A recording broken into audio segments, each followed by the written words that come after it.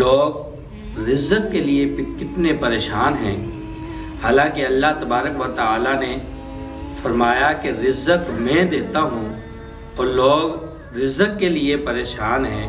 تو میرے بھائیوں، ایک چھوٹا سا وظیفہ صرف 8ویں دن کرنا ہے، اور جمعے کی نماز تو ہر بندہ ہی پڑھتا ہے۔ اگر کوئی بندہ 8 دن مسجد نہیں جاتا، لیکن جمعہ والے دن تو اللہ تبارک و تعالیٰ اسے توفیق دیتے ہیں، وہ جمعے کی نماز پڑھتا ہے۔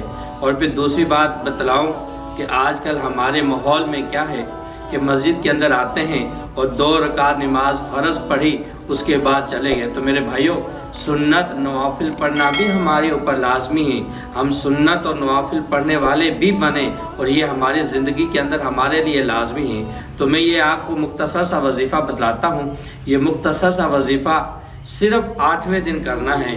جو لوگ رزق کے لیے پریشان ہیں وہ تو اسے ضرور کریں، اور جو لوگ رزق کے لیے پریشان نہیں، یعنی اللہ تبارک و تعالیٰ نے انہیں اتنا رزق عطا فرمایا ہے کہ وہ لوگوں میں تقسیم کرتے رہتے ہیں، تو انہیں بھی چاہیے تو یہ والا وظیفہ جمعے والے دن ضرور کریں۔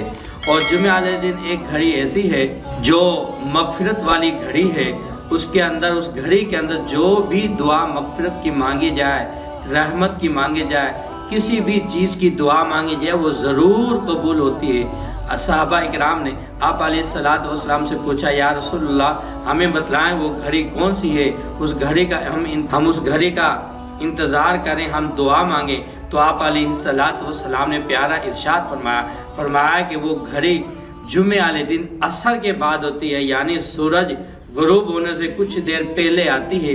اس کے اندر جو بھی دعا مانگیں وہ بندے کی دعا ضرور قبول ہوتی ہے۔ لیکن میں آپ کو جو وظیفہ بتلاتا ہوں، یہ جو بھی لوگ رزق کے لیے پریشان ہیں ان کے لیے یہ وظیفہ ہے، اور آسان سا وظیفہ ہے۔ چاہے 5 سال کا بچہ ہو وہ بھی کر سکتا ہے، 10 سال کا ہو، 15 سال کا، چاہے بوڑھا ہو، نوجوان ہو، عورت ہو، مرد ہو، کوئی بھی ہو یہ وظیفہ کرے گا تو اللہ تبارک و تعالیٰ اس رزق کے اندر بہت برکت عطا فرمائیں گے۔